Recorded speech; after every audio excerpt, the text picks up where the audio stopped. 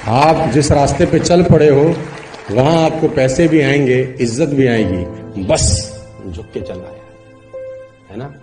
वो कुएं ने, वो कहते हैं नदी ने अकड़ते हुए कुएं से पूछा, तेरी क्या औकात है तुझे पता है। नदी ने अकड़ते हुए कुएं से पूछा, तेरी क्या औकात है तुझे पता है।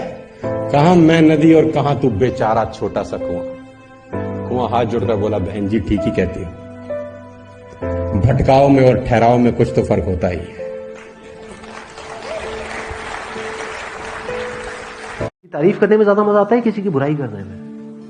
बुराई करने में अपने आप को ऊपर उठाने के लिए क्या हम दूसरों को नीचे गिराते हैं? नहीं गिराते, सब करते हैं ये काम। गॉसिप में मजा आता है? नहीं आता है। गॉसिप कितनी तेजी से फैलती है। तेजी से फैलती है का मतलब क्या कि करोड़ों लोगों का उसमें इंटरेस्ट है, तभी फैल रही है। देखो लाइफ में अगर कुछ भी बड़ा करना है ना, तो एक जो अपने अंदर एक शर्म होती है ना, उसको निकाल दो। हमारे इंडिया में जो इतना अनएम्प्लॉयमेंट है और इतनी जो बुरी हालत है लोगों की, धक्के खा रहे हैं। वो धक्के क्यों खा रहे हैं? अरे शर्म आती है काम करने में, ये मेरे लेवल का काम नहीं है। समझ, ये इंडिया में बहुत बड़ी प्रॉब्लम है। सबसे बड़ा रोग बिजनेस में अगर कुछ, हाँ सबसे बड़ा रोग क्या कहेंगे लोग, ये इंडिया में ज्यादा है। बाहर चाहे आप छोटा काम कर रहे हो चाहे बड़ा काम कर रहे हो, कोई फर्क नहीं पड़ता है। अकेले चलना सीख लो, कि अकेले चलना सीख लो। जरूरी नहीं जो आज तुम्हारे साथ हैं कल भी वो तुम्हारे साथ रहेंगे। मतलब अगर एजुकेशन का मतलब यही है कि स्कूल जाओ, कॉलेज जाओ और जो बुक्स में लिखा है उसको रट लो और अपने यहां पर फीड कर लो, तो इसकी जरूरत क्या है? वो तो ऑलरेडी मोबाइल में है। जो बुक्स में लिखा है अगर उसको आपने रट भी लिया और यहां पर फीड भी कर लिया, तो अगर उसको रिट्रीव करना है तो कैसे करोगे? अपने आप से एक क्वेश्चन पूछना पड़ेगा, तभी तो वो याद आएगा। याद आएगा और आप बोल दोगे। बट यही काम अब अगर क्वेश्चन पूछ करके ही आंसर आना है, तो वो क्वेश्चन तो आप यहां पर भी पूछ सकते हो मोबाइल में।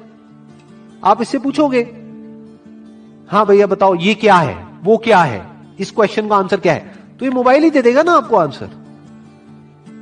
और जितनी मेमोरी इसके अंदर फीडेड है, जितनी नॉलेज एक मोबाइल के अंदर फीडेड है, जितनी नॉलेज गूगल में फीडेड है, क्या उतनी नॉलेज हम अपनी ब्रेन में फीड कर सकते हैं? तो हमारी ब्रेन, अगर हम एजुकेशन को सिर्फ इतना ही समझते हैं कि एजुकेशन का मतलब कि फैक्ट्स को यहां पर फीड कर दिया जाए, तो हमारी ब्रेन इससे बहुत पीछे ही रहेगी। जहां जिसका दाना रहता है समय उसे वहां बुलाता है। कोई किसी का दिया नहीं खाता, हर व्यक्ति अपने नसीब का खाता है। दुनिया के सभी दरवाजे बंद हो जाए लेकिन एक दरवाजा कभी बंद नहीं होता, वो है ईश्वर का दरवाजा। उम्मीद हमेशा ईश्वर से रखो, दुनिया से नहीं। मैंने कहा अपराधी हूं मैं, ईश्वर ने कहा क्षमा कर दूंगा मैं। मैंने कहा परेशान हूं मैं, ईश्वर ने कहा संभाल लूंगा मैं। मैंने कहा अकेला हूं मैं, ईश्वर ने कहा हमेशा तेरे साथ हूं मैं। मैंने कहा बहुत उदास हूं मैं, ईश्वर ने कहा नजरें उठाकर तो देख, तेरे आसपास हूं मैं। वक्त सबको मिलता है जिंदगी बदलने के लिए, लेकिन जिंदगी दोबारा नहीं मिलती वक्त बदलने के लिए। अपनी जिंदगी से कभी भी नाराज मत होना, क्या पता आपके जैसी जिंदगी दूसरे लोगों के लिए सपना हो। फॉर एग्जाम्पल, बिल्ली की फितरत क्या है? चूहे को खाना। तो आपको ये नहीं बोलना दिस शुड नॉट हैपन, तो चूहे को खाती है। अब अगर आप चूहे हो तो आपको क्या करना है? रोना नहीं है बैठ करके कि दिस शुड नॉट हैपन, क्योंकि बिल्ली के लिए तो सही है ना। ऐसे ही आपके पेरेंट्स, उनका जो बेसिक नेचर है वो है। अगर उनकी जगह आप होते और बचपन से आपकी अपब्रिंगिंग भी बिल्कुल वैसी ही होती जैसे उनकी हुई है, आपकी भी लाइफ के वही एक्सपीरियंसेस होते जो उनके हैं, तो क्या आप भी वही नहीं कर रहे होते? एग्जैक्टली वही कर रहे होते जो वो कर रहे हैं। तो what you need to understand is, सबसे पहली जो चीज समझनी है लाइफ में कुछ भी ढंग का करने की, वो ये है कि हमको इस दुनिया को नहीं बदलना है, दुनिया को समझ लेना है। जो भी आप करने वाले हो वो छूटेगा, कुछ दिन का जोश रहेगा, उसके बाद में जोश ठंडा हो जाएगा। तो जोश बना कैसे रहे, वो एक्साइटमेंट बना कैसे रहे, उसके बारे में इतना पढ़ो, इतना समझो जिसकी कोई हद नहीं है। ये हम नहीं करते हैं, जिस वजह से हम अटक जाते हैं। जैसे आपने सपोज मेरा ये सेशन देखा और आपने कुछ अजीब अजीब सी टर्म सुनी, वो क्या है, फूफा क्या है, मूफा क्या है, राइट? मैंने बोला था ना उसके अंदर, हाँ, कि जिंदगी में कभी कभी ऐसा होता है कि हमको कोई रास्ता नजर नहीं आ रहा होता है और हम लोग हिम्मत हार जाते हैं। तब हमारे अंदर एक बच्चा होता है जो कोशिश करने से कभी भी पीछे नहीं हटता है। वो हार मानने को तैयार नहीं होता है क्योंकि उसको ना शब्द समझ नहीं आता है। वो बच्चा जिसके लिए कुछ भी नामुमकिन नहीं है, क्योंकि वो हर हाल में कोशिश करता ही रहता है। जुड़ने के बाद में मैं यही सोचता रहूं कि मैंने उसके लिए ये किया, उसने मेरे लिए किया, नहीं किया, तो ये जुड़ना उल्टा और सफोकेशन पैदा करेगा। आप समझ गए? तो अगर हम सेल्फिश होकर के एक दूसरे से जुड़ते हैं, उसमें किसी का फायदा नहीं होता, दोनों का नुकसान होता है। वो अपने बारे में सोचता है, वो अपने बारे में सोचती है, और वहां पर लड़ाई झगड़े होते हैं, कॉन्फ्लिक्ट्स होते हैं। बट जहां पर प्यार होता है वहां पर लड़ाई में भी मजा आता है, क्योंकि पता होता है कि ऊपर ऊपर लेवल पे तो हम लड़ रहे हैं, लेकिन डीपली हम अलग हो ही नहीं सकते। क्योंकि जवाब नहीं है इसका मतलब ये नहीं कि हम चलना बंद करते हैं। फॉर एग्जाम्पल, अगर हम अपने घर से ये सोच करके निकले हैं कि जब सारी लाइट्स ग्रीन हो जाएंगी तब मैं अपने घर से निकलूंगा, तो निकल पाएंगे कभी?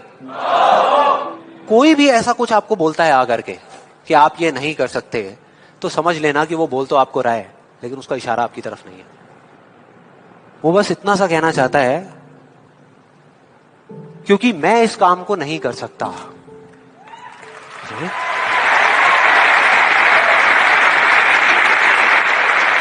वो बस इतना सा कहना चाहता है क्योंकि मैं इस काम को नहीं कर सकता, या मुझे नहीं पता कि इस काम को कैसे करना है, इसलिए मुझे लगता है कि इस पूरी दुनिया में कोई भी नहीं कर सकता।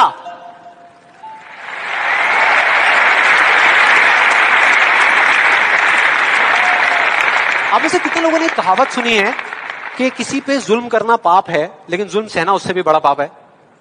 कितने लोगों ने सुनी है? ऑलमोस्ट सबने सुनी है। अगर मैं कुछ भी ढंग का कर गया ना अपनी जिंदगी में, तो मैं अपनी उस सक्सेस को अपने तक नहीं रखूंगा, शेयर करूंगा उन सब लोगों के साथ में जो मेरी तरह ही इस फेज से निकल रहे हैं। किसी को भी दोस्त कहने से पहले 100 बार उसे ट्राई कर लो, 1000 बार उसे ट्राई कर लो, लेकिन एक बार उसे दोस्त कह दिया ना, उसके बाद सारी उम्र कोई शक की गुंजाइश नहीं रहनी चाहिए। एक नगर में एक चित्रकार रहा करता था जो कि बहुत सुंदर तस्वीरें बनाया करता था।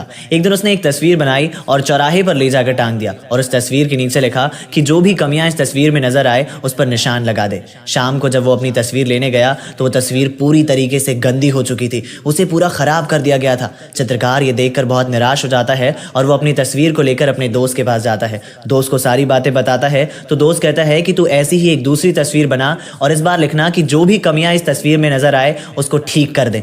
और अगली शाम को जब वो अपनी तस्वीर लेने के लिए वापस जाता है तो इस बार तस्वीर में कोई खराबी नहीं होती है, तस्वीर बिल्कुल पहले जैसा होता है। ये देखकर वो चित्रकार समझ चुका होता है कि जिंदगी की यही रीत है, चीजों में कमियां निकालना, लेकिन उसको सुधारना बहुत मुश्किल होता है। प्रश्न सही पूछा जाए तो उसका उत्तर भी सही मिलेगा, तो इसलिए प्रश्न सही पूछा जाए तो उसका उत्तर भी सही मिलेगा। इसलिए लोगों से कमियां ना पूछें, बल्कि उसको सुधारने का सुझाव मांगे। जिंदगी खुद ब खुद बेहतर हो जाएगी। इसलिए याद रखना, विवेक आपसे हमेशा ये कहता है, जिंदगी में कुछ ऐसा कर जाओ कि जमीन पर बैठने पर लोग उसे बड़प्पन कहें, औकात नहीं।